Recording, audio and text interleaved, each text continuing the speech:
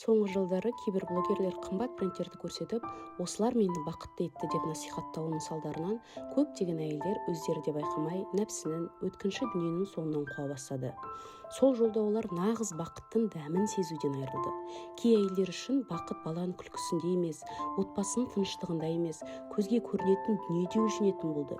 Бизнес жасап жүрген әйел күшті, ал үйде отырып бала тәрбиесімен, отбасының берекесімен айналысқан әйел бағаламайтын күйде.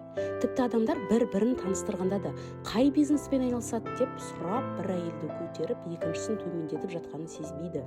Өз еңбегін бағаламай, әйел бірте-бірте ішкі тыныштығын жоғалтады. Күйеуіне реніш артып, отбасындағы береке әлсірейді. Онда шайтан араласып, ұсақ даулар үлкен дау болады. Шын мәнінде нәпсінің соңынан қуу жеңіл, ал балаларды иманды, көркем мінезді етіп тәрбиелеу Алланың алдындағы ең үлкен мәртебе. Күйеуіне мойын ұсынып, бала дүниеге келіп, оны дұрыс тәрбие беретін әйелге Алла разы болады. Нәпсі ешқашан тоқтамайды. Бір сөмкеден екінші, кейін телефон, кейін көлік. Бүгінгі күні сәндік заттар мен брендтерге қызығушылық белең алды. Біз байқамай-ақ бір-бірімізге бақыт дүниелікпен өлшенеді деген ойды насихаттаймыз.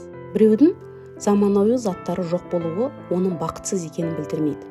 Сен осыны өзгеге көрсетіп насихаттап отырғаның бұл сен өз нәпсіңді тізгіндей алмағаның белгісі. Бүгінде гауһар тасқа мода белең алып барады. Бұл бизнес, бұл тренд. Осыны ұмытпайық.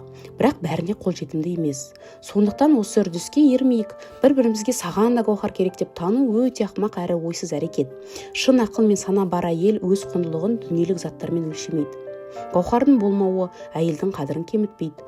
Нағыз құндылық ол жүректе, отбасындағы татулықта және Алланың алдындағы тазалықта.